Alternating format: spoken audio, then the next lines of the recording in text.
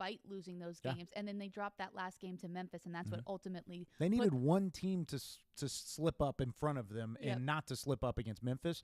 And all of a sudden, we're talking about, instead of Boise State, instead of SMU, instead of a couple of these other squads, we're talking about Tulane in the playoff instead with 2 losses. But to your point, if they would have won one of those 2 games, they've put themselves in a much better position. So let's take a look at this like a coach, because coaches only look at things one game at a time. So taking a look at that first game against Northwestern, a team that was down a little bit last year but was better in 2023, what would your keys be for the Green Wave for them to come out victorious against the Wildcats? One of the best things Coach Summerall did in 2024 is they took the best thing that the team did opposite of them, and they took it away. It was either the run game or the passing game or whatever it may be. They took it away. And then they just continued to ground and pound, and they ran the football so effectively. They don't have all those same horses in the stable as they did last year, but they were able to run the football and ground and pound a team to death. I think this year they're going to have to duel some teams. They're going to have to out-duel some teams. And they have Retzloff who can do that. Northwestern has a quarterback that can do that too. His name's Preston Stone. And the reason I'm so high on Preston Stone, of course, Tulane fans should know Preston Stone quite a bit, but I called games of high school for Preston Stone here in Dallas, in Parish Episcopal High School. I called the games. I still can't say the school name, but called 20 to 25 games of his on Friday nights. He's an electrifying arm, and he's been around this game for a long time. Went to SMU, of course, was a starter there for a little bit, ultimately lost that starting job early in his career, transfers to Northwestern. He's looking for a fresh new start.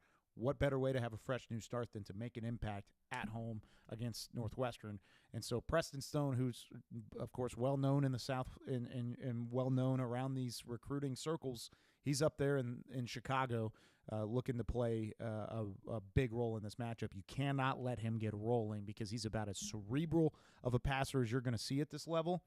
You got to muddy it all up for him and make things really, really difficult. Well, he's well known in the American, too. 2023 started in 12 games for SMU. 3,197 yards, which was 4th most in the American. So he's familiar with. He's a good quarterback. Good quarterback. And so how does Tulane stop him? Like, how do they take him away early on in that game? You got to get pressure on him, which is not going to be easy. This is a really good offensive line from Northwestern, which it seems like every year they have some level of really good offensive linemen. They had Peter Skoronsky a couple years ago. They have a guy named Caleb Tierman, I believe I'm saying his name correctly, who's probably going to be a top 100 NFL draft prospect. He's their offensive tackle.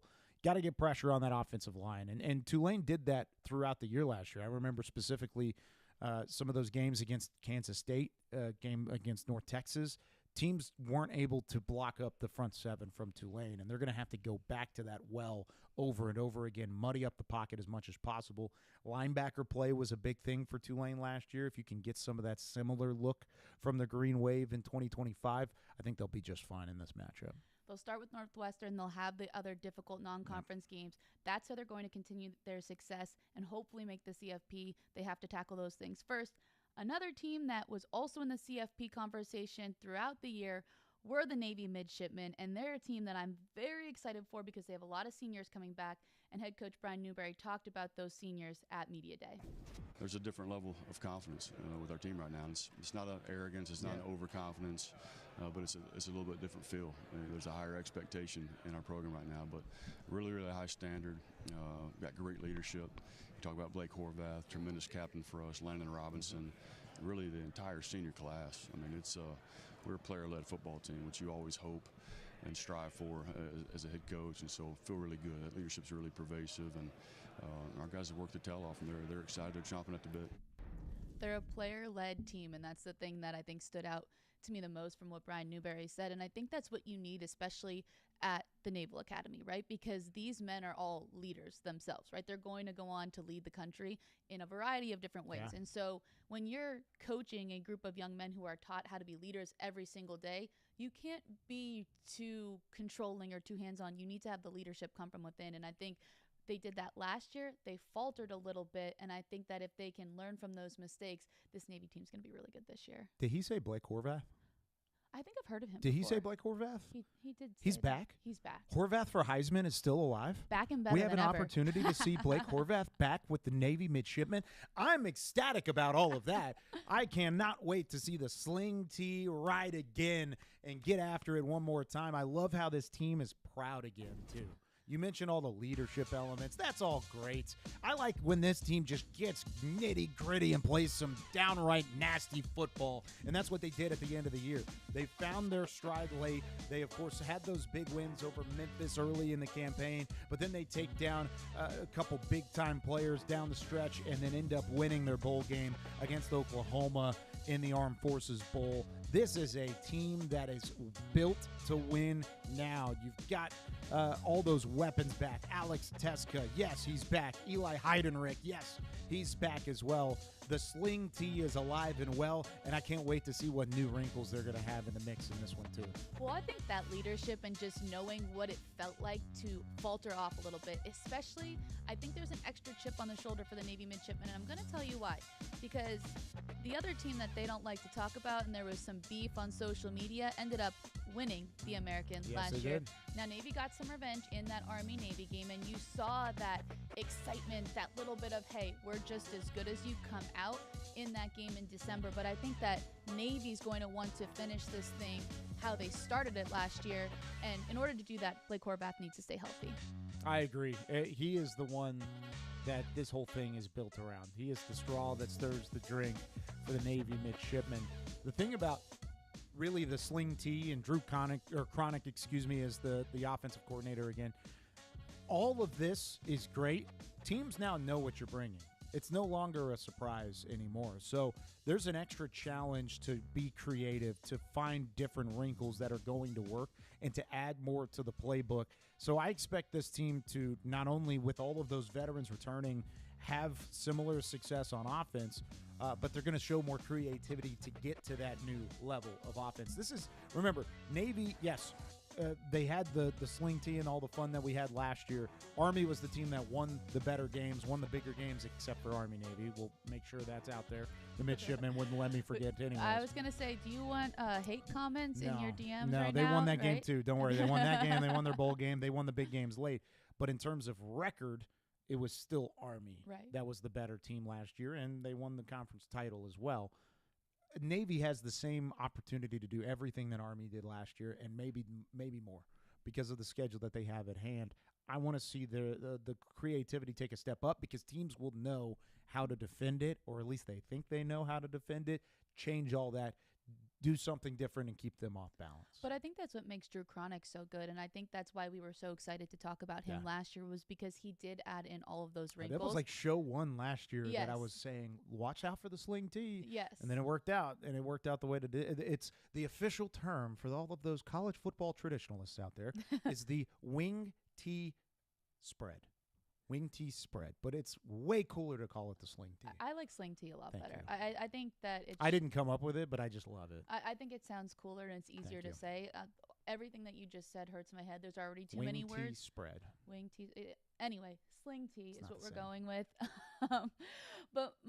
But I just think that, to your point, there needs to be more wrinkles, but I think that's what makes Drew Cronick so good. I think he's going to have new wrinkles, and I think that this whole team, a lot of the players on the offense, those weapons on the offense are a whole year older, and I think they're ready to take on more of those wrinkles.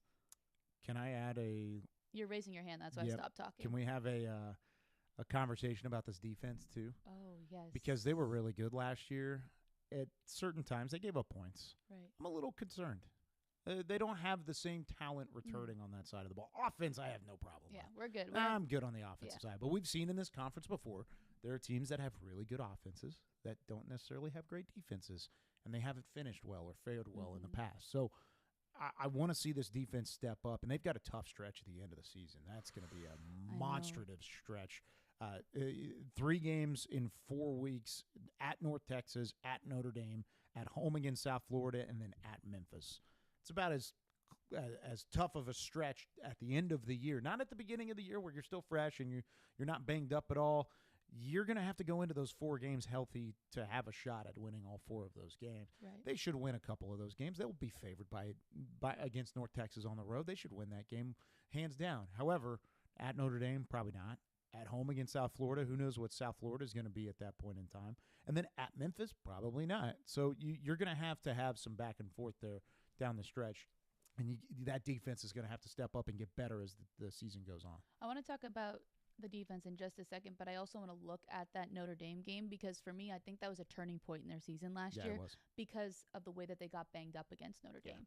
Horvath then doesn't play, or he plays and then he comes out of the Tulane game and then he doesn't play against East Carolina. And I think that that's kind of where things got a little hairy. Yeah. And so for me, it's not just about the defense. It's about staying healthy against Notre Dame in particular because they're a team that played for the national championship last year for a reason because of the way that they play physical football. And so that's one part I'm a little concerned about. On the flip side, it could also be a big turning point in their season this year in that if they can stay in that game or even upset Notre Dame, that's a huge, what's the word I'm looking for, point in their pocket. I don't think that's what exactly how I want to phrase it, but I think it'll help them in CFP.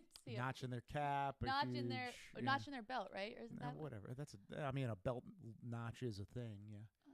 Okay. I don't know. I don't know where you're. We're not supposed to use cliches in broadcasting anyway. I've never tried to read your mind, and I'm not going to try it today. Let's just go back to Navy's defense. Question for you. Yes. When you look at this defense, what is it for you that is the most concerning, and how does Navy overcome that to be able to stay in games? Well, it's the fact that they lost as much as they did on the defensive side of the ball. A couple different starters returning on the offensive side, a couple different starters returning on the defensive side. Their defensive ends are young. You've got Griffin Willis, who's been in a lesser role throughout. He's just a junior. Julian Maltone. I haven't looked at a pronunciation guide yet. He's just a sophomore. They've got some sophomores in the secondary. Justin Ross, who I actually really liked at times in spot duty last year on special teams and as a freshman. He's out there as a sophomore. Mark Anthony Parker, sophomore. They're young. That's my biggest thing is they're young. Doesn't mean they're not going to be a good defense. They've shown the discipline. They've shown the physicality year in, year out. But when I look at Navy and I look at what they did last year, they were just a step ahead of most teams early in the year. I don't think they're going to be a step ahead this time around. That's fair. I think it's a good analysis of the situation. If the defense can step up how you want them to step up, how far can Navy go? They can do exactly what Army did last year. They can be champions of the American. They can find a way to play well in those late games and they could win the Army-Navy game and win their bowl game again. I don't know if I want to say college football playoff quite yet, even though I do love Blake Horvath, and I think that team, he would be a superstar if they could even get close and sniff the college football playoff because I just think he's an incredible player. I'll say just 10 wins, challenge for a conference title, win the Army-Navy game, and I think Navy would be really, really happy with that all the way across the board. Now, you mentioned a team that needs to be a contender, and that was a contender last year. It was a step up for Navy. I think if you asked Memphis fans last year, it was a down year for Memphis, and they only finished with a couple of losses. They still win games even in their down years. And as you see here, most wins in the college football playoff era, there's a reason they are sitting one win away from the century mark. They still win football games. This year's going to be a different look, though. Doesn't mean they're any less talented. If anything, they may still be the most talented team in the American, but they got to find a way to piece it all together. Well, I think when we talked to Ryan Silverfield at Media Day, that was something that he touched on right away. He said, look, it all begins and ends with me. The fact that we didn't win a conference championship, that's a black mark on his resume, right? And he said maybe next year if we don't win one, I might not be sitting up here with you, which, I mean, things get tough in Memphis. We're not really sure where that would go. But I think it's funny when you win 10 games and you win your bowl game and you're talking about it being a down year. And I think when you look at the weapons that Memphis had last season, the fact that they didn't win the conference or even be playing in the conference title game, I think that does show a down year. I'm putting air quotes on this because I just, it's really hard for me to say down year when you win 10 games and win your bowl game, but a down year for Memphis. And I think the biggest thing that they have to contend with this year is the fact that they lose Seth Hennigan, who broke pretty much every passing record that you can think of in the American Conference. Well, not only that, but they also lose Mario Anderson, who is now in the training camp process with the Saskatchewan Roughriders in the CFL. They lost Rock Taylor, who spent training camp with the Pittsburgh Steelers, and of course Hennigan is currently with the Jacksonville Jaguars this week. And so, yeah, they not only lose their leader and their passer and Seth Hennigan, but there are other guys that you're going to have to replace. But there are some reinforcements inbound for the Memphis Tigers. How about Brendan Lewis, who was named the starter this past week, threw for 2,200 yards and was the number 1 rusher for Nevada last season. Won a position battle with a couple guys. Most likely the biggest contender for that position was 4-star freshman A.J. Hill, who was the number 11 quarterback in the 2024 class. So he had competition, but they're going to give it to the veteran. They're going to allow Brendan Lewis to come over from Nevada. He has a target that he's very comfortable with, Cortez Branham Jr., Brom, maybe. I don't know. I've got to, again, haven't looked at pronunciation guide. It's early in the season. Give us a break. We'll get there, we promise. Could be an honorable mention in the American, just like he was an honorable mention in the Mountain West. There's the numbers for Lewis. I think they're just as comfortable handing the keys to this car in Memphis. They believe it's a Lamborghini, giving the keys to the Lamborghini over to Lewis and letting him ride. Well, Ryan Silverfield said when they were looking in the portal, the amount of games that he has started in college was something that really stood out to him. He said, we need somebody veteran to come in here and, like you said, take over the keys to this car and drive. I'm going to say drive the bus because I think that's a little bit different, but that might be a different reference. I probably maybe. shouldn't reference. I bet there's a Memphis, car we can find. A car? Yeah, some kind of Memphis tag. So Brendan Lewis is driving. I hope he has his license. They seem to trust him at Memphis. I would too with those numbers, and I think that's what you need in the situation when you're bringing in a lot of young guys and a lot of transfers. And another thing that Silverfield mentioned was the fact that they don't shy away from bringing in those freshmen, and the way that they make sure that they adjust and acclimate really quickly is that they bring transfers and upperclassmen and put them together and almost force them to get to know each other. They have accountability partners. They make sure that they're checking in. I think it was once a week where they have to sit down at a dinner, no cell phones, and just talk. And I think when you, especially in this era of college football, the way that people are in and out of teams like a revolving door, you need to get to know your teammates. That's how you're going to play better. And I think the fact that you have a veteran at quarterback and you're having all these young guys learn what college football is like from people who have played for a long period of time, either at Memphis or at other schools, bodes well for the Tigers. Yeah, I think when Memphis looks at this roster, they're going to find some under-the-radar players that we're not talking about right now that they know about. They know about them in camp, and they know who's going to step up. I think Frank Peasant at running back can be that guy. He's a transfer from Middle Tennessee. Sutton Smith, who's shared some time in the backfield in spot duties underneath Anderson last year. He's in that conversation in the backfield. I mentioned what we saw from a fellow Nevada transfer. This is a team that has the talent. Don't try and push Memphis to the side as they weren't in the conference title game last year. Yes, they won 11 games, but let's just write them off because they lost all this talent. They're just as talented. Memphis Tigers expect to be in the conversation again. Now, when you look at this team and you look at the way that they're built, how far can they go? What should the ceiling be? What should the expectation be for this Memphis Tigers team going into 25? Well, I think if you ask Ryan Silverfield or if you even ask the Memphis fan base, they want to win an American Conference Championship. That's something that they have been striving for. They also want to be in that CFP conversation. Can they do it? Well, I think it just kind of goes back to what we already said. What will Brendan Lewis be able to do? And also, what are those freshmen and those younger players going to be able to do? Because I think one thing about Memphis is they do a very good job recruiting high school players. Yeah. Almost every season, they have the top recruiting class in non-Power 4 schools. And so I think that if they can develop those young guys quickly, maybe they can be in that CFP conversation. Maybe they can be at the top of the American. The problem is just what you said. We don't know what those young guys look like. We maybe have seen them in high school, but we don't know what they look like when they're competing against American teams. And so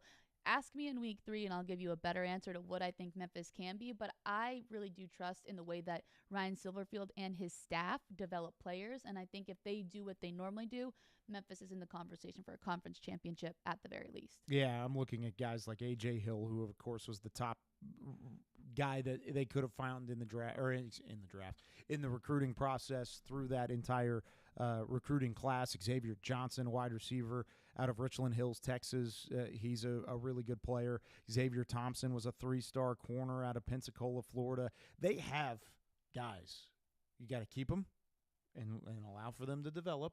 Memphis has done that. Seth Hennigan was there for all 4 years.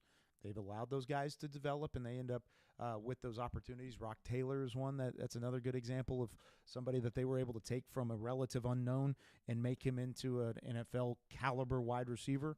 They've done that so many times in that building and in that program. I expect them to see the very same success this year, just it's different names on the back of the jerseys. Well, it's the formula that Ryan Silverfield has developed, and that's how he's created success. He's one of the best coaches in college football. I'll stand on a table for that. I think the American has some of those guys.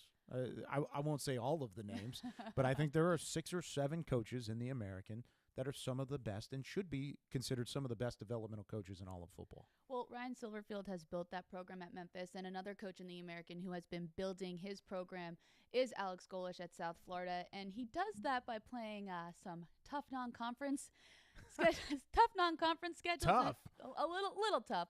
We'll talk about it, but first let's hear from Coach and see what he has to say about it. When we got back in January, because that's when it starts. I mean, that's when the foundation starts to get laid for this season. There's been a heightened sense of awareness, heightened sense of readiness. It's so easy to say, man, like August 28th, you got a top 4 seeded playoff team coming into Tampa, coming into Ray J. What are you going to do today? I think what's awesome, and it's not just a recruiting pitch, but as a competitor, if you're recruiting the right guys and that culture in that locker room is right, man, don't you want to come play the best teams in the country and be on display? And you look at the last 2 years for us as we've started to try to figure out what we are, what our identity is, how do we win football games. We've had zero problem getting up to go play some of the best teams in the country. And so our guys are uber confident right now, but I think it's real confidence because they've had this heightened sense of awareness since January. Why wouldn't you want to go and play the best teams in the country? That's exactly what Alex Golesh said. I would. I think that's the best part about playing college athletics. I know when I was a player, we would do that. Now, we're a small, mid-major school, but we'd open up at P5 at the time because I'm old. There were still 5 power conferences. We'd open up. It still counts. It still counts. Yeah, it still counts, I guess. But we'd open up at the big schools, and you get to play the big schools. And then when you beat them, it's awesome, and you're trying to get to that level that they're at. And I think when you can see that, it's a good recruiting pitch. It's making your players better. And I love what South Florida does. I mean, you can talk about every direction possible for Alex Golesh here. He considers the South Florida Bulls to be one of those big schools. He wants to be on that same level. They're starting to put together the plans for the new football stadium. They've got the non-conference slate about as tough as anybody in the American. I mean, remember it happened last year too. Alabama, Miami, both games early in the season for South Florida. They tried to challenge Alabama on the road, and they were in that game late. Miami, a little different story at home against the Hurricanes. That was a Miami team that had aspirations to make it to a college football playoff, just like they do this year. And now you've got Boise State, Florida, and Miami. Let's not waste any time here, Alex Golesh, who, by the way, spoiler alert, he's one of those 6 or 7 coaches I was talking about as one of the top coaches in football.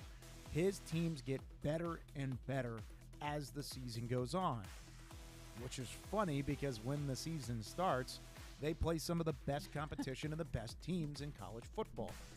You start your season immediately with the team in Boise State that was in the college football playoff last year. That's a team you want to try and move up into that same conversation, that same mentality. And I think they have a chance to do that. I don't think Boise State's the same team as they were last year. They still are really good. They still have a chance to make the college football playoff. Don't get me wrong.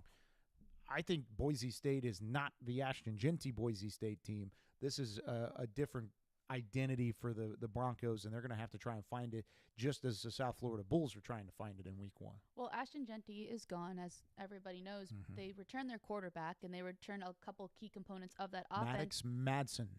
That's a really cool name. It's a great name. I was going to say, that is just such a good name for a quarterback. But you know what name's also good at a quarterback? Byron Brown. Byron Brown. And that was going to be my next point. So the fact that Boise State loses Ashton Genty. Now they do return pieces of the offense, but the South Florida Bulls get to bring back Byron Brown, who was incredible in 2023. And so the fact that they can have him leading that offense again, I think that gives them a really good chance in that game against Boise State. Yeah, people forget how dominant Byron Brown was before his injury last year. I mean, this dude's a game changer. Finished first in the American and 7th in the FBS in total yards.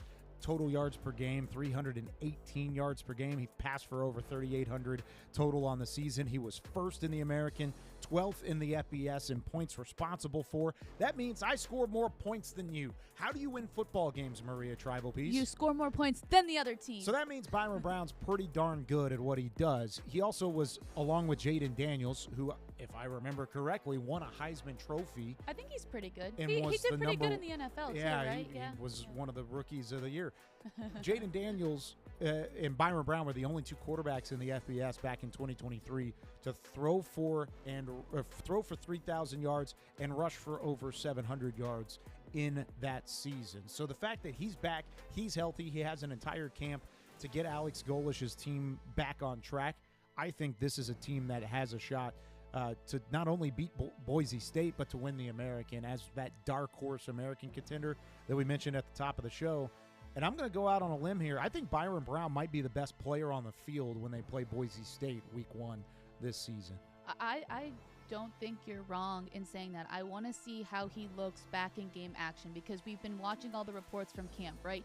He's healthy. He's back. He's put on a little bit more weight. It looks like he's just as athletic as he was pre-injury. So how is that going to translate in a game? Because I think any athlete who's experienced an injury will tell you that first game back, you might be a little hesitant, right?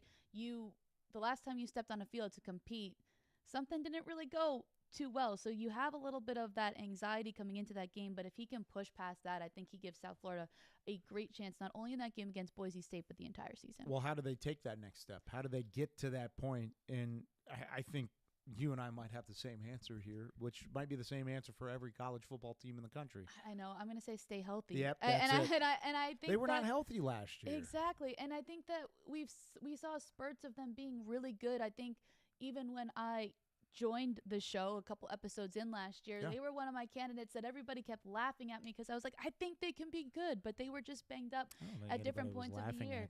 And I mean, you laugh at me all the time, so that you were laughing no matter what, whether I said something good or bad. But I think that as the season went on, more players got healthier. Bryce Archie did a good job stepping in for Byron Brown. He's playing baseball now, right? Baseball. He's not even on the football team anymore. He signed a pro baseball contract. So dual sport athlete, shout out to Bryce Archie. But I think they have to stay healthy. And I think if they can stay healthy and just buy into what Alex Golish is selling, I think that this team could be really good. Ooh, I like that last part especially because, I mean, we've talked about the swagger that I think Alex Golish's teams have on this show before.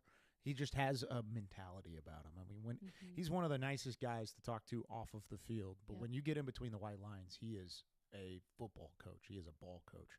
And they have swagger there with Golish. And when they are winning, they take that and they turn it into something different. They turn it into a belief. And you saw that toward the back half of last year. I think they need one of these three. One of those 3 games that I mentioned earlier, Florida, Miami, and then the opener against Boise State. Get one of those 3. The rest of conference schedule and the rest of the conference schedule might actually be a chance for South Florida to not only run the table, but to be in the conversation as an American Conference champion. So I'm interested to see how they fare early and if they can head into the season, head into the conference slate with the right type of firepower that we didn't see from them last year. I think this year they haven't, and I think they can. It starts with Byron Brown, but there are other players on that roster that are good enough to do it. And I think if you take a look at their bowl game victory, I think that completely embodies what Alex Golish football teams are about. That was a fun game. I mean, staying up for that game on Christmas Eve was tough, but I was waiting for Santa anyway, so it was fine. True.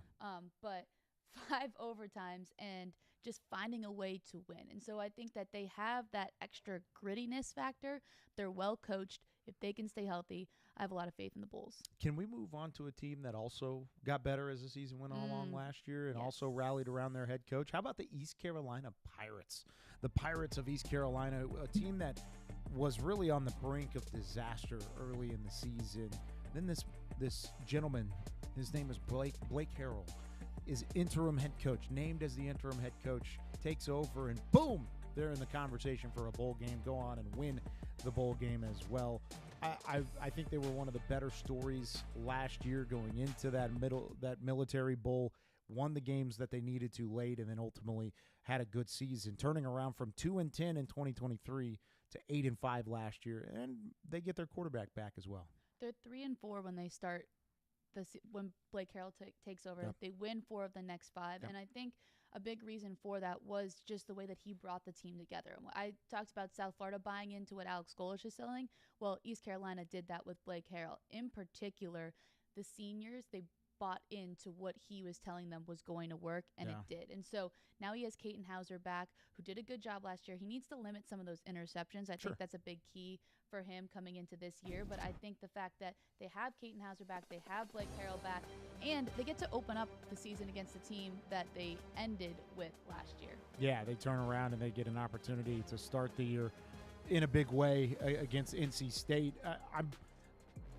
This is a different NC State team that they're going to face, of course, in week 1. And we'll talk more about that preview in a moment. But it's not necessarily the same team either for East Carolina. They lost some guys like a Rajai Davis, like a Savone Revel, and a couple guys that they had at different points these last few years. They have talent, though, that is incoming, like a Hauser, who has another year of starting under his belt, was very clean later in the season, was able to limit those interceptions. And then it's the second year for John David Baker as the offensive coordinator as well. And we talked about his boomer bust mentality last year at the offensive coordinator spot. Now that he's called some plays a little bit more, I expect a cleaner look from this offense, led by an experienced quarterback and with now a more experienced play caller calling those plays. Well, I think, as you mentioned, Rajai Harris is a big loss offensively, but I think the fact that Caden Hauser is a whole year older and also decided to stay at East Carolina. Blake Harrell said, look, he could have gone other places. There were schools that were approaching him, but he loves East Carolina and being a Pirate so much that he stayed in Greenville. And I think that when you have the leader of your offense deciding to stay, I think that rallies other members of your team. And in college football these days, you just need people to be together. And it's very difficult to do because everybody is new. A lot of these rosters, it's 50% plus of new players, whether they're incoming freshmen or whether they're transfers. And so you have your quarterback returning, you have your offensive coordinator returning. That's already a huge bonus that a lot of other teams don't have. Yeah, the biggest thing when you look at their schedule, they draw Army, Memphis, Tulane, UTSA. Those are some of the better teams in the conference. This is not going to be an easy slate for East Carolina, but they also have some of the other teams in the league that are unproven. Florida Atlantic, Charlotte, Temple, Tulsa. They're 4-4. It's really 4 games that they're going to have to really prove themselves and prove that they're not the middle of the league, and 4 that they're going to have to take care of business against teams that can sneak out a couple wins here and there, like a Temple, like a Tulsa. Florida Atlantic, who we'll talk about here in a little bit, that I actually think is going to have a really good year with their new head coach. Bunch of different things playing a factor, but you talked about it. They start this season against the NC State Wolfpack, the same team that they ended last year against in the Military Bowl. That's a unique challenge. Here's Blake Harrell with more on that. You know, what a unique opportunity. You finish the season with the same opponent you opened the season with. Not many times does that happen in college football. And it has a lot of focus from our fan base, from their fan base right now. Obviously, our focus within our building is on our program and ourselves and how we can get better each and every single day to help us grow and help us have an outstanding 2025 season. You know, it's an hour and 15 minutes up the road. I think it's a great opportunity, you know, to play a regional game, play an ACC opponent, and I think we should do more of that in college football. You know, I think your motivation is more internal than external, and you always got to keep it focused on that and focused on the Pirates. And each and every single week, I always tell our players, it's the biggest game of the year because it's the next game of the year. And I think as coaches, as athletes, we have a competitive mindset that, yeah, we want to go win the game. We want to go do, you know, play the game the right way, do the right things, but we want to go take care of business. I love that from Blake Harrell overall. I think for the most part, he sounds like a ball coach.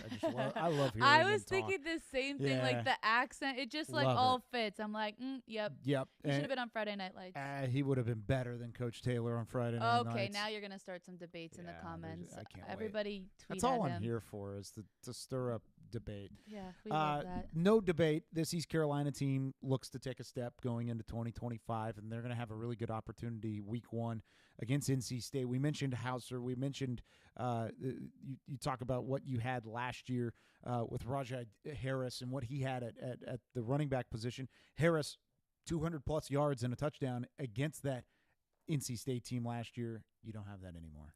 You do have Caden Hauser though, and that's when Good. when I went back to look at the box score, it was the Harris and the run game that stood out to me the most. That's why they won that game, and so that's going to be the factor. Can they find a way to generate that offense without Harris? Now, Caden Hauser, 147 yards passing. He did have 2 rushing touchdowns himself, but a lot of the power came from Harris, and I think that NC State now has a little bit of a chip on their shoulder after losing that game. They returned their quarterback in CJ Bailey as well. And so I have no idea what's going to happen in this game. I think it's going to be fun to watch. I think there's going to be a little bit of chippiness. And so I think everyone should tune in because it's going to be an interesting football game. Must-watch television. No doubt about it. I like CJ Bailey at quarterback for NC State. This is going to be a good quarterback battle between Hauser and Bailey. NC State's probably the most the more improved team because they were able to hit the portal a little bit better. Still a good test for East Carolina. And as you saw in the bowl game, it's a winnable game. This is very much so a winnable matchup. And as you could hear from Coach Harrell there, he's excited for it to be a regional game, a game against a quality opponent, against an ACC team like NC State. I like what we're going to see in week 1, win or lose from East Carolina. And I think that kind of like Coach Harrell said, it's focusing on themselves too. You can't look too far ahead on what's going to happen the rest of the season. You can't look at what happened last year against NC State. It's about what you do and how they focus on the Pirates. Another coach that said something similar like that at Media Day was Jeff Traylor of UTSA. He was really concerned about fixing some of the mistakes that his team made last year. But what I don't want to do is put lipstick on a pig. Sure. And us not address what got us in those problems to begin with. And I really just believe it's what I mentioned earlier. We were mentally weak. We were not a very disciplined button-up unit. That's a direct reflection of me, unlike what we've been in any of our 5 years there. And we're going to get that cleaned up, I promise you. Going to get that cleaned up. He promises. Lipstick on a pig. That was my Speaking of coach speak.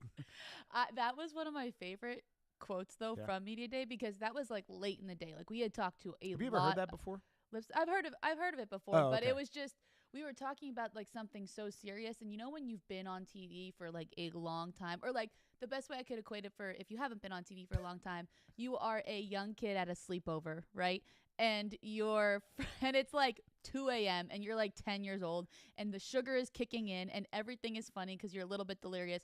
And Coach Traylor says that he's going to put lipstick on a pig. And I had to turn away because I didn't want to laugh because I was like, I get what you're saying, but you're talking about something really serious. And I don't want you to think that I'm laughing. And Bria's over here just busting out laughing. He was late in the show and the stuff he said, if you haven't watched the clips from the show, he was phenomenal in like the way that he's going to address the problems of the team that like happened last year. And he was awesome. And I didn't want to like make anybody mad, but man, he said lipstick on a pig and I just wasn't, I don't know. I did. That's what I wanted to do. You just like went went away from the microphone. But despite that, UTSA struggled at the beginning of the year, came back strong in the second half of the year.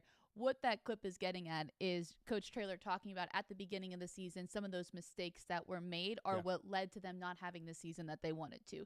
There are a lot of penalties. There are a lot of undisciplined moments. There's a lot of things that they need to clean up, and he doesn't want to make any excuses for why that happened. He just wants to say, hey, this was bad. Let's move forward from there. Let's stick with the facts is what Coach Traylor is trying to say here. And I agree with him. When you lose the way that you did against Texas State, which is a neighboring school to the south of San Antonio, to the north of San Antonio, then you lose to Texas the way that you do. You lose your first 2 American Conference games. It's an impossible hole to dig out of. And they did their best.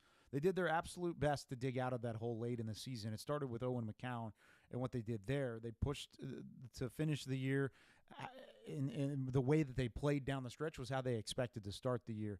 That puts nothing but pressure on Jeff Traylor going into this season for that exact same reason. You cannot have a repeat in 25 like you did in 24.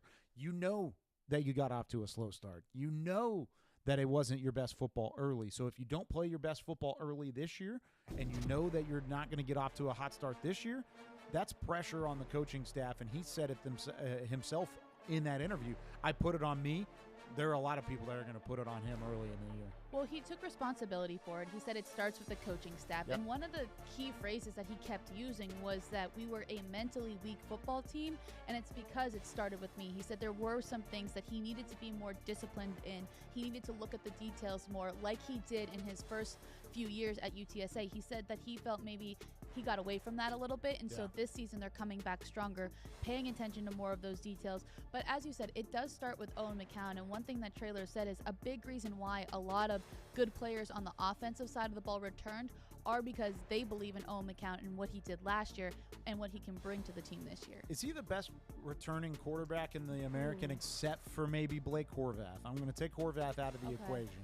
Is he the best returner out of guys like Hauser and a couple of those other cats out there? That's a tough question. I think he could be. I think the way that he throws the ball, and I think for me, everybody talks about his arm strength, and I think that's really good. But I do think he's also super mobile. Yeah. And when showed that late in the year. Yes, and when he does run the football, and he doesn't run it often, but when he does, he's efficient and successful. And so I think he can throw the ball. He has mobility, and I also think that he has guys around him who make him better, who want to play with him. And so to answer your question, I think that could make him probably one of the best returning quarterbacks in the American. Yeah, I would put him in the conversation with Horvath. He may be a better pure passer than Blake Horvath. Maybe leadership-wise, too. I think you would throw him in that category. Maybe Byron Brown as a returner at the position. I think McCown may be better than Brown at times throughout the year. Maybe not overall, but throughout the year. So as long as you've got a guy like Owen McCown on your football team and leading your football team, you will have a chance to win games. I like what he does from a traditional standpoint. He's a pocket passer. He's able to step up and deliver. But like you said, he has an ability to get mobile and to run the football, and he showed that late in the season. I want to see him extend plays out of the pocket a little bit better than he did at times last year. I think there's ways that he'll do that and be a little more clean against some of the top competition that they'll go up against early in the season. Remember, they start at Texas A&M. I mean, Kyle Field's one of the toughest places to play in all of college athletics. Then you go home against Texas State in week 2. Then you get Incarnate Word, Colorado State. There's a good chance they go into their first bye week 3-1 or 2-2 at least, which is much better than what they had to deal with at times last year as well. Well, I think Owen McCown, to your point, grew as the season went on last year, and you talk about the things that you want to see him clean up. I think he started to clean up a lot of things as the year went on. Yeah. Can he continue that this year? I think so. I think he's going to have more games under his belt. But let's talk about that first game against Texas A&M, because that is a really tough opener, especially with the way that team played last year and what they're predicted to do, especially with the run game this season. I think that's going to be a really difficult matchup for UTSA, especially for a defense that doesn't return a single starter. Yeah, that defense is going to have to figure some things out. And let's talk spread a little bit, shall we? We're not a gambling show, but let's just talk about it for point totals. UTSA 0-2 in their last 2 games against the spread versus SEC squads. That was a 45-14 loss to Tennessee in 2023. 56-7 was that loss to Texas last year. However, Maria Trivelpeice, they are 2-0 against the spread against Texas A&M, both in 2016 and 2019. They made it tougher than originally thought. I could see something similar this time around. Make it tougher against Texas A&M. Are they going to win the football game? Probably not. I mean, that's an SEC foe that's trying to work their way to a college football playoff contention, but they're currently 22-point underdogs. I don't see the UTSA squad losing by 22 points on the road against Texas A&M. We'll see. Who knows? But I think right now I'm looking at it as this is a team, despite losing a lot of talent on defense, that's going to be electrifying on the offensive side of the ball. And it's not only just because of McCown, it's because of some of those other starters that return. So keys for you in this game are what? The expectation should be to limit the mobility of Texas A&M. They run the football effectively, and they have a mobile quarterback behind center. I think you have to keep him contained as much as possible. And I think the Aggies are going to try and get the big plays to go early. So stop the big play, keep the mobility of that Texas A&M backfield. And I'm not even just keeping it at the quarterback, running backs as well. Keep them contained as much as possible, and I think it gives you somewhat of a chance to at least make that game close. So I think this first game is a good test. Even if they don't win, it's going to see where UTSA measures up and where some of their weaknesses are. Now, looking at the season as a whole, we opened up this show talking about some of the favorites, and I know UTSA was one that you think could be a favorite to at least be a contender definitely at the top half of the American. And so for you, what is it about this team that you think can put them in that top half? Well, even last year where they started the way that they did, remember how close they were to making some noise down the stretch, even after they lost those first two games in the American? I mean, they outgained ECU and lost. Rice won on a miracle touchdown pass late in the game. Tulsa, they had a 42-17 lead and had that one slip away on the road. I mean, there were multiple games where they had a shot. This year, they should be right there back in it. And just because they lost every starter on defense doesn't mean they're going to be bad on defense. I just think it's going to take some time. They have 4 games, all in non-con to start. Then they have a bye week, and then they start conference play. That's a benefit for Coach Traylor. They have time to figure it out. That's almost a month and a half worth of actual football to where they can go into conference play hitting on all cylinders. I think the expectation for them should be a trip to the American title game. That's where I see UTSA. They have a favorable schedule. They get Rice, Tulane, East Carolina, and Army at home in the Alamo Dome, where they do not lose under Coach Traylor. It's time for them to make it happen with McCowan at quarterback, with the returners on offense, and then a bevy of talent on defense, just unknown talent at this time. And I think one thing Jeff Traylor also said that really stood out to me was that there are a lot of young guys who have been in the program now for a year or two that we don't know, right? But he recruits from an area in Texas that he believes is really good. He's got a pipeline. Yep. And so he's ready to rock and roll with those guys. Now, another coach that wants to create a pipeline in his recruiting area and is one of the new coaches in the American is head coach Casey Keeler, and he's looking to recruit the Northeast back like when Temple used to be good, and they recruited that whole area. That's his plan to go at it again, and he told us about it at Media Day. Well, I leaned on Matt a little bit and leaned on Al and some of my own instincts. It's going to take us getting back to recruiting the footprint.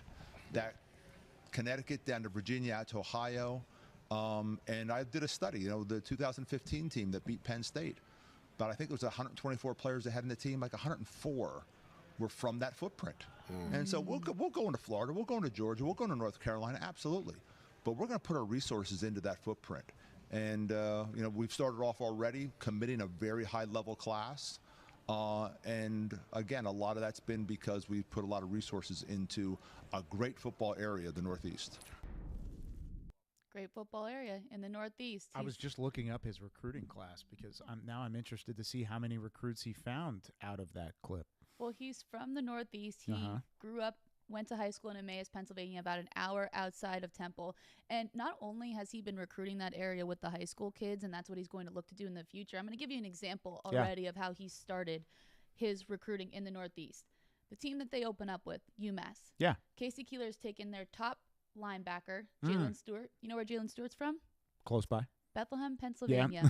So Emmaus and Bethlehem are almost neighboring cities, about 45 minutes to an hour away from Temple. So he's already hitting that recruiting area, not only just with the kids in high school, but also from portaling. Is the portaling a verb? I'm going to make it a verb for this case. I will believe you.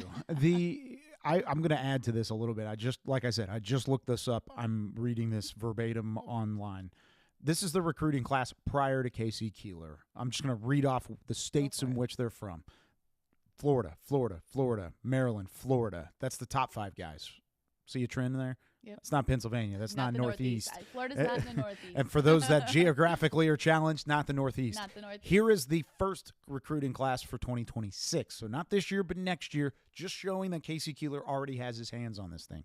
Their current commits, Connecticut, Northeast. Maryland, Northeast. Delaware, Northeast. New Jersey, Northeast. New Jersey, Northeast. I'll even keep going. Pennsylvania, North Carolina. Finally, we've got a Florida all the way down at the list. They are making a early push to recruit these guys, and every single one of these guys are 3-star recruits or more on Rivals and on 24/7. So all of this is great. I love this thought process because if you're going to build something, it means more when you're close to home. Yeah. Jeff Traylor just talked about it for UTSA. It's the same thing for Temple in Pennsylvania. That is a proud part of the country, and I think Casey Keeler has it spot on. Go recruit the part of the country that you play in, and let's build some pride back into this Owls program because it's a team that's going to play some defense this year. I'm excited to see what they do defensively because they have some returners up front. I like their defensive line. They have some multiple linebackers that will play at a high level. This is a team that has a chance to take it to the next step and to really do something special across the board. And I think the thing for Casey Keeler as well is he's already had success doing this, right? So Yeah. he was at Delaware where he recruited, again, the Northeast. He took his team to FCS National Championship games. He knows how to recruit a certain area, and also I think it benefits him because he lived there. He grew up there. He knows the area. Now, he's been at Sam Houston for the past 10 years, so it's going to be a little bit of an adjustment coming back. But as you said, the thing he was known for at Sam Houston was also his defense. So he's going to try to use that recruiting and that defense to bring Temple back to their glory days. Because, all right, Kyle, I have something Back for to the you glory here. days. Back to the glory days. Okay. There was a time where Temple was very successful in the American. Yes, there was. I have a hat right here. Oh. Can you read that? I don't know if anybody at home can read it. It but says American Athletic Conference Football Champions. note this was before the 2016. rebrand, so it says It's American. a rebrand that happened in 25. This Yes. hat's 9 years old. It's okay. And it comes from a student who was there at the time. Wow. Our producer, Zach Fisher. Wow. So in 2016, Temple won the American. That was the Matt Rule era, correct? Yes, and if you noticed in that clip from Casey Keeler, he mentions he leaned on Matt a little bit to figure out what was successful about those teams. What was a big key? Recruiting the area. Got to recruit the area. Should I get this American Conference Championship patch from 24 and at least make it I don't know. updated This on is the pretty side? Cool. I'm not gonna put it on my I head, mean, but I thought we could have some props. It's like show and tell. Yeah, it Zach looks brought nice. this in for show and tell. He today. definitely did. Thank you, Zach, for doing this. He's guys- also the one that makes us look good on television. Yes, shout out to Zach Fisher Yep, Zach and his Fisher. Temple glory days. Let's talk about his Owls. So, first game of the year, we already said they're playing UMass, a team that's been struggling for a bit now. They have a new head coach, but I think this could be a game that the Owls could win because I think that they brought in some key pieces in the portal. Like I said, they took UMass's top linebacker in Jalen Stewart, and Casey Keeler's already building this thing up. When you take a look at the UMass Temple game, where do you see UMass having strengths against the Owls, and how can the Owls kind of dominate? Not dominate. What's the word I'm looking that's for? fine. Dominate's fine. We're in the Dominate. American. We Take want to see our advantage of- teams dominate. Yeah, we want to see our teams. Yeah, I think UMass has a couple quarterbacks that are pretty good that can play at a high level. The big thing from they have a new head coach too, right? They do have a new UMass? head coach. Is it how do you say his last name? I Okay. put the pronunciation. That's where I'm having Harris-Simiak. Harris-Simiak. Yes, Okay. I looked up that pronunciation because I Thank you knew I very was much. not going to be able to say that on air. Harris-Simiak. Thank you to the UMass Athletics website for that great pronunciation because they're not always on there, and that helped me a lot. Do you know the UMass mascot? Yeah, it's the Minutemen. I knew you did because you're from up there. Well, I've told you this story. You know who my number one rival was in the UMass? A10? Yeah, Oh. yeah. Oh. There well, were up until 20. now we're done talking about UMass We're because gonna have a Maria quick- doesn't we're want to gonna talk have- about it anymore. We're going to have a quick softball nugget in our first All-American show. There were only 2 teams to ever win the Atlantic 10 in softball until 2020, and they were Fordham University and UMass. So we didn't like each other that much, but that's fair. okay. That That is was a a long little time nugget. ago. All right, Grant Jordan is their starting quarterback. He's from Yale. He threw for 2,000 yards, I think, and was pretty good at Yale. Taking a step up in competition, going to UMass. I think this is by far Temple's game to lose. Not only because it's a new head coach on both sides of the football. I have more confidence in Casey Keeler's coaching staff and his coaching experience, and with the defense that they do return with a veteran group. I mean, it's almost all seniors in the front seven, including the best linebacker that played for UMass last year in Jalen Stewart, now playing for Temple. They should win this game, and it might be one of those 17-13 gritty type of games, but give me Temple and the Owls to get it done early in the season. All right, so let's go from one Owls program in the American to another Owls Are program. we going to Rice? No. Oh. That's a fair guess. There's another Owls. I knew that. One that you're I'm looking at the rundown. But. One that you're excited to talk about, Yes. especially with their new head coach, the Florida Atlantic Owls down in Boca Raton. I love this hire. Zach Kittley is a rising star in the collegiate ranks, and that's why Florida Atlantic hired him. Florida Atlantic, a few years away, they're not necessarily a compete now, win now sort of situation. They're going to have to build this thing, but that's what Kittley is good at doing. A young, fresh face in a beautiful venue like Boca Raton can go a long way. We've seen it a couple times previously when they did have some success prior to joining the American Conference. Kittley brings that tenacity from Texas Tech, from Western Kentucky, and from Houston Christian, where he does one thing during his stops at each of these spots. And that one thing is build quarterbacks. I mean, even when he was a graduate assistant at Texas Tech, his alma mater, who was the quarterback that he coached there at times? I think he's won a couple Super Bowls by now. Yeah, he's won multiple What's Super his name? Bowls. It starts with a Patrick Mahomes. That's it. That's the guy. Yeah. That's all great and cool. But I want to talk about what he did and a connection that he had with Mahomes' current backup, Bailey Zappi. Humor me for a second. Bailey Zappi was a draft pick. He's bounced around in the NFL a little bit, but it was really what he did at the collegiate level that was impressive. He played under Kittley from 2018 to 2020, followed him from Houston Christian, 2018 to 2020, to Western Kentucky in 2021, along with his top wide receiving target, Jareth Stearns, okay? Stick with me now. Stearns and Zappi both go to Western Kentucky. What do? They set an FBS record with passing yards. 5,900 passing yards in a single season with 62 touchdowns in 1 year. That is a lot of touchdowns in 1 year. He can connect with quarterbacks. He can connect with an offense. He can throw the football around, and he obviously is creative. He was an offensive coordinator in this role. Now he's a head coach. Can I paint you another scenario after you speak here? He's also an offensive coordinator at Florida Atlantic. Because he's also going to call the plays. So, with all that being said, they have a quarterback now. His name's Caden Veldkamp. He is the reigning offensive player of the year out of Conference USA. Where did he go to school? I don't know. He went to Western Kentucky. He went to Western Kentucky, where he played for Zach Kittley in this offensive system. So, just like Bailey Zappi did, he went from Houston Christian to Western Kentucky. Now Caden Veldkamp goes from Western Kentucky to Florida Atlantic. It was only 1 year from a step up in competition for Zappi to set records, and it really helped that he had his top wide receiver to come with. Guess who follows Caden Veldkamp from Western Kentucky to Florida Atlantic? Who? His top wide receiver from last year, the top returning wide receiver. Who else do you need to talk about other than those three guys? Easton Messer, by the way, is the wide receiver's name.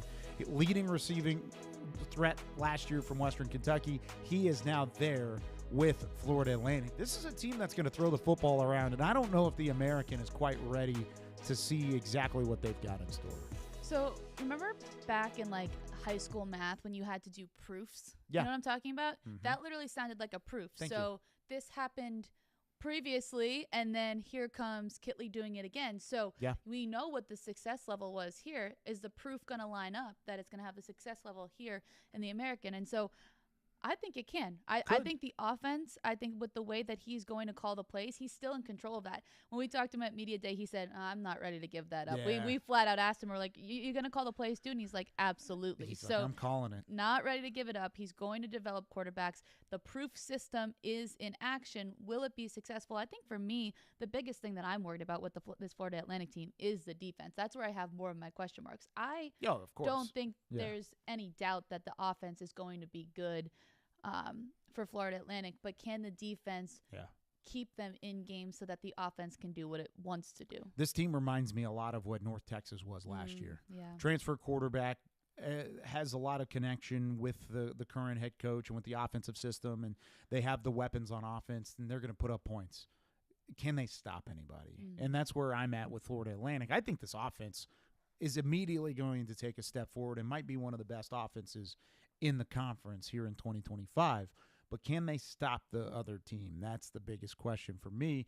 And they're going to get a good look at that early against Maryland, a team out of the Big Ten that had kind of a down year last season. They'll get to test that early, and there's going to be hiccups along the way. It's not going to be an easy first year for Florida Atlantic, but they get Florida A&M. They get FAMU in week 2, winnable game.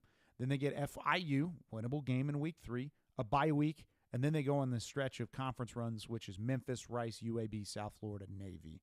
So that's the chunk of the year where you have to have some level of success defensively against the offense of Memphis, the triple option of Rice, UAB, Trent Dilfer, whatever they've got going on there in Birmingham. Got to have that figured out. South Florida, we already talked about Byron Brown and his electrifying side. And then you got Blake Horvath in week 9. So all of that being said, it sounds great. You're going to put up points. They're going to give up a lot of points, but you got to start getting that number down quicker than maybe even teams like North Texas did at points last year. And I think that's a tough conference schedule for them, especially with some of those offenses that they're going to have to face. That doesn't even mention Tulane and East Carolina late in the year, I know. So I think that's where I can see them running into some roadblocks. But I think we'll learn a little bit more after they play Maryland in this first matchup, because Maryland has a freshman quarterback that they're going to start. And I think that's a good opportunity for the Florida Atlantic defense. Put pressure on him. His name's Malik Washington. They named him earlier this week. Put pressure on him, and then maybe you can find yourself in a good position to at least know how to attack opposing offenses and then lean on that offense. Maybe it could be like North Texas was last year, where they do air it out and put up a ton of points. But as we saw with the way their season progressed last year, you need to be able to stop teams. It doesn't matter if you put up 50 points. I love the thought that, playing a freshman quarterback is going to be great, and this is going to be a chance for this team to make an impact. That's a 4-star, borderline 5-star quarterback. He was the number 5 recruit in the country last year, and he chose Maryland because he's going to get immediate playing time. And he's 6'5", 230, and has a rocket arm. I mean, it's going to be an easy over battle. I don't know what the over-under is set at, but I would say, man, both of these schools are going to put up points. I'm excited. It's going to be one of the better under-the-radar quarter matchups of the entire Week 1 slate. Veldkamp versus Washington. You're going to learn a lot about both of those guys in Week 1, and I'm excited to see it. Speaking of Week 1, how about this? This is the schedule for the first week of the campaign. Oh, man, we are here. College football is back. We don't get a conference matchup in Week 1 this week, which means we get to cheer for everybody. I as know. The American I Conference. pick all the American teams to win. Even over teams like Florida, Boise State there. Yeah, I'm the representative of the American Conference. You're going to be in Birmingham, I'm going to be in Birmingham. For that Alabama State UAB game? We definitely want to tune into that. Nice. In addition to the other 2 big games that are happening that day, I hope you have multiple screens ready, because Thursday is a big day for American football. That South Florida Boise State game, the rematch of East Carolina NC State. And if you want to see UAB and Alabama State, I will be there. Nice. But yeah, lots of games. So much so that we have another page. Yeah, another page here.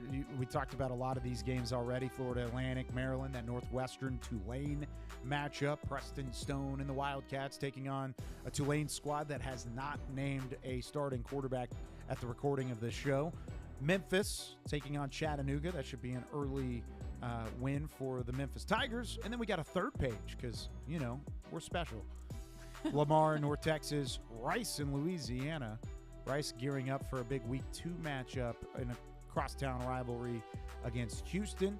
UTSA on the road at Kyle Field taking on Texas A&M. We didn't even get to talk a lot about North Texas or Tulsa or Rice. There's so many teams. Because you have there's to tune so many in next teams. week, because we're going to talk about all those teams that we didn't chat about.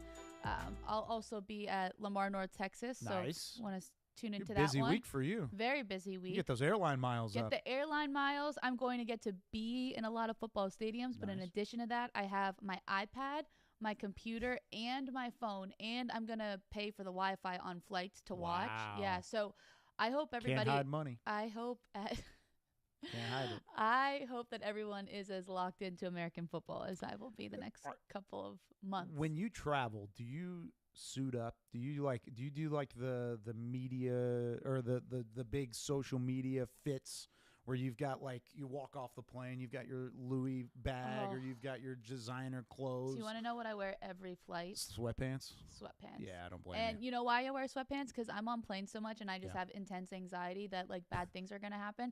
And I also wear compression socks. Like I'm like 90 years old because I need, and that's why I have to wear sweatpants so that the compression socks fit underneath it. Because if I wore leggings or nice pants, and I also travel with a stuffed animal Stitch that is like 20 years old.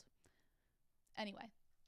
So, no, and don't say can't hide money because I am traveling in sweatpants with my stuffed animal Stitch that I've had since This a is all child. a transition, Maria. It's a transition into the Media Day Fit Contest. Who wore it best at Media Day? You had on your best outfit, but our players had their best outfit as well. Let's go into our top 3. I'm going to start us off.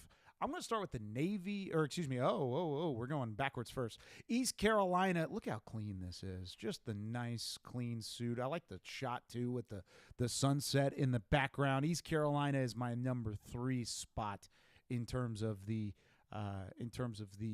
Media Day fits. Let's go to number 2. There's a reason I've got these two as my top 2. Army. How about the Army whites? You've got the opportunity to see men in uniform, and you've got the Army early. And then my number 1, if you're thinking Army was number 1. I'm Blake Horvath here with Navy. I'm Landon Robinson here with Navy. So we got our summer whites, so top by Navy, the bottoms by the Navy. And so our summer whites we're wearing This in is the summer. the OOTD. Yep, this is our cover that we usually wear when we're outside by Navy. So that's pretty much it.